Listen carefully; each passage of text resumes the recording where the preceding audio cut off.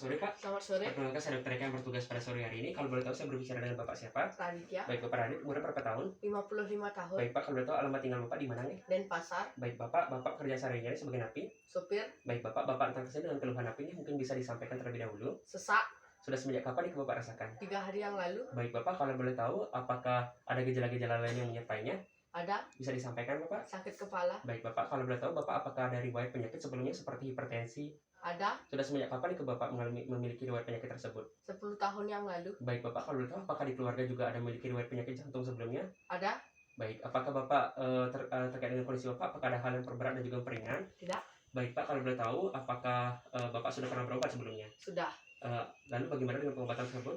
Kadang ada. Oh Bapak tidak teratur Pak nih. Ya. Baik Pak, kalau boleh tahu juga apakah Bapak ada alergi obat-obatan tertentu? Tidak. Tidak ada Pak nih. Baik Bapak, di sini saya akan melakukan pemeriksaan, di mana pada perusahaan ini saya akan melakukan pemeriksaan GVP dan juga nanti saya akan membacakan hasil X-ray atau foto toraks Bapak.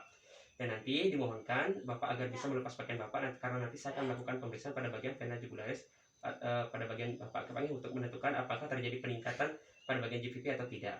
Apakah Bapak bersedia? Bersedia. Baik, jika Bapak bersedia, silakan Bapak berbaring di bed terlebih dahulu dengan melepaskan pakaian. Saya akan melakukan tindakan anestesi terlebih dahulu nih. Baik, di sini saya akan melakukan tindakan anestesi terlebih dahulu.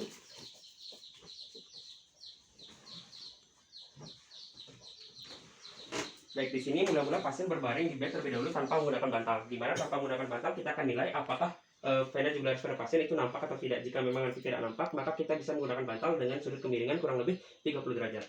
Baik, Bapak silakan bisa memakai bantal. Ya Kak, terlebih dulu. Baik. Baik, di sini saya mengasumsikan bahwa untuk sudutnya sudah 30 derajat. Lalu setelah itu saya akan minta pasien untuk menengok ke kiri. Baik, Bapak silakan menengok ke kiri. Baik, bisa di laser saja. Baik. Lalu setelah itu kita akan mencari dari angulus undulasi pada bagian angulus mandibula, di mana kita akan melakukan pada bagian angulus bawah mandibula dan kita akan sedikit melakukan pengurutan atau penekanan dan kita akan mencari titik undulasinya. Di mana di sini saya mengasumsikan bahwa terkait dengan pemeriksaan dan juga soal bahwa untuk pemeriksaan undulasi yang saya dapatkan itu adalah setinggi pada daerah ini. Lalu setelah itu saya akan menentukan titik angulus sternya, di mana untuk angulus sternya sudah saya temukan yaitu di bagian sini. Lalu setelah itu saya akan mulai melakukan pengukuran menggunakan penggaris. Di mana pada pemeriksaan angulus sterni ini saya akan meletakkan satu buah penggaris pada bagian angulus sterni dan saya akan mengukurnya dari angulus mandibula atau undulasi yang sudah saya temukan tadi. Saya akan mulai melakukan pengukuran. Baik, di sini untuk hasilnya adalah saya dapatkan hasilnya adalah 4 cm untuk terkait dengan tekanan vena jugularisnya, dan kita akan jumlahkan hasilnya dengan 5 cm karena kita mengasumsikan bahwa jarak dari atrium kanan pada bagian vena itu merupakan 5 cm sehingga hasilnya untuk tekanan vena jugularis pada pasien itu adalah 9 cm. Baik, untuk selanjutnya untuk pemeriksaan tekanan vena jugularis sudah selesai, sudah sesuai prosedural. Lalu selanjutnya kita akan lanjutkan dengan sesuai checklist berikutnya, yaitu kita akan membacakan hasil foto toraks pada pasien. Baik Bapak, silakan kenakan pakaian Bapak dan saya akan membacakan hasil foto toraksnya nih.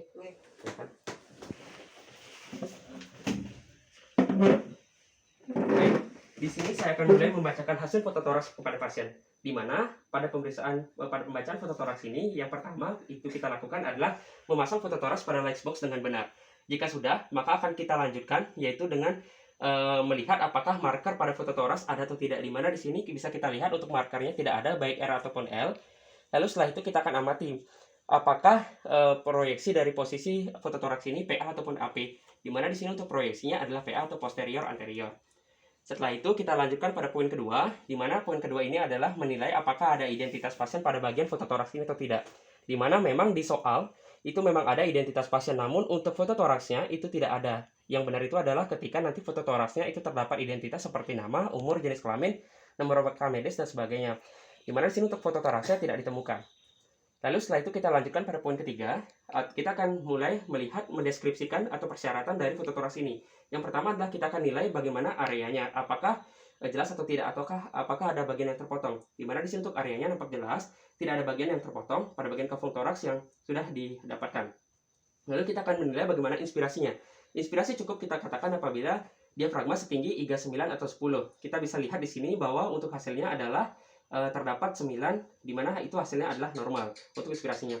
Lalu kesimetrisan akan kita nilai dari sendi sternoclavicularis, apakah simetris atau tidak bagi bagian kanan dan juga kiri, di mana di sini nampak simetris. tidak ditemukan ada suatu bentuk ketimpangan, di mana di sini untuk kesimetrisan nampak simetris. Untuk selanjutnya kita akan menilai bagaimana kondisi cahayanya, apakah cukup atau tidak. Kondisi cahaya yang baik kita katakan apabila nanti foto torakal kelihatan dari hingga 3 sampai 4, di mana di sini untuk foto toraks ini itu tampak normal, bisa terlihat sehingga bisa kita lakukan pendeskripsian selanjutnya. Untuk selanjutnya kita akan mendeskripsikan yaitu yang pertama adalah bentuk dan juga ukuran dan juga pinggang jantungnya. Di mana di sini untuk bentuknya yang normal itu adalah seperti buah jambu, pir ataupun alpukat. Di mana di sini untuk bentuknya nampak seperti oval dan juga untuk pinggang jantungnya nampak di sini sedikit menonjol. Pinggang jantung bisa kita lakukan pengukuran juga menggunakan mistar atau penggaris, di mana hasilnya adalah nanti ketika menyentuh penggaris ini adalah lurus, dan jika di sini bisa kita lihat bahwa sedikit terjadi penonjolan untuk bagian pinggang jantungnya. Selain itu juga kita akan menilai bagaimana cardiac index dari foto toraks ini, di mana untuk cardiac indexnya itu bisa kita lakukan pengukuran dengan cara diameter transversus jantung atau T1 plus T2 itu ditambahkan dengan DT1 atau diameter transversus foto toraks bagian dalam, di mana nanti hasilnya adalah ketika nanti melebihi dari angka 50% itu merupakan tanda dari kardiomegali, dan jika hasilnya adalah kurang dari atau sama dengan 50% itu merupakan tanda normal. Caranya adalah kita akan bagi dua terlebih dahulu pada foto toraks ini, lalu setelah itu kita akan menarik garis pada bagian sisi yang sedikit lebih menonjol, baik kiri maupun kanan, itu merupakan T1 dan T2-nya. Baik, saya akan mengumpamakan menarik garis. Baik, lalu juga pada bagian DT1, pada bagian sinus costophrenicus juga kita tarik ke tengah, dan kita dapatkan hasilnya. Lalu untuk mendapatkan hasilnya adalah T1 plus T2 itu dijumlahkan dan dibagi dengan DT1, di mana itu akan dikalikan dengan 100%, dan hasilnya adalah seperti yang saya sampaikan tadi. Dan pada foto toraks ini, itu bisa kita lihat bahwa terjadi sedikit peningkatan dari indeks kardiak, indeks jantungnya, atau bisa kita lihat pada gambar bahwa ini kemungkinan lebih dari 50%, sehingga bisa saya katakan bahwa terjadi kardiomegali. Lalu selanjutnya adalah kita akan menilai atau mengidentifikasi dari segmen-segmen jantung. Untuk segmen-segmen jantung itu batas kanannya adalah dibentuk oleh atrium kanan dan juga aorta ascendens. Untuk batas kirinya itu dibentuk oleh ventricle kiri dan juga apex cordis di atas diafragma. Dan kita juga akan amati apakah ventricle kanan dan juga kiri itu terjadi pembesaran atau tidak, atau pelebaran. Di mana ventricle kiri di sini saya bisa katakan sedikit mengalami pelebaran, hal ini dikatakan terjadi sedikit penonjolan dengan apex cordis yang tertanam. Dan selain itu juga pada bagian aorta juga terjadi sedikit pelebaran. Baik, setelah kita mengidentifikasi dari segmen-segmen jantung, maka kita lanjutkan untuk mengidentifikasi atau menilai knop aortanya. Knop aorta itu kita katakan normal apabila nanti hasilnya adalah 3,5 sampai 4 cm ketika A1 plus A2 nanti dijumlahkan. Jika hasilnya adalah lebih dari 4 cm, itu merupakan tanda dari aorta dilatasi, dan jika nanti hasilnya adalah kurang dari 2 atau 1 cm itu merupakan aorta elongasi. Caranya mengukur adalah hampir sama, yaitu kita akan bagi dua terlebih dahulu. Jika sudah, maka kita akan menarik garis dari aorta, baik kiri maupun kanan, itu merupakan A1 plus A2. Maka kita akan tambahkan. Hasilnya di sini adalah perkiraan saya, itu sedikit lebih dari 4 cm, sehingga saya bisa katakan bahwa foto toraks ini mengalami arteri dilatasi. Baik, setelah kita menilai bagaimana knop aortanya, maka kita lanjutkan yaitu dengan pemeriksaan penilaian hilusnya. Untuk hilus di sini nampak untuk hilusnya, yaitu untuk kiri itu lebih tinggi daripada kanan, dan juga untuk RDPA-nya itu descendant pulmonary artery juga kita akan nilai apakah lebih dari 17 mm atau tidak. Dimana normalnya adalah tidak melebihi dari 17 mm untuk RDPA-nya. Dimana di sini tampak normal, tidak terjadi suatu bentuk pelebaran pada bagian RDPA-nya. Setelah kita mengidentifikasi hilusnya, maka kita lanjutkan untuk mengidentifikasi bagian corak bronchovascular. Dimana untuk normalnya itu adalah untuk arteri pulmonal itu semakin jauh akan semakin mengecil atau tapering off. Dimana kita akan amati apakah terjadi peningkatan atau penurunan. Dimana jika memang nanti menurun akan terlihat sedikit kurang dari yang normalnya. Dimana di sini untuk corak bronchovascularnya tampak normal, tidak terjadi peningkatan ataupun penurunan.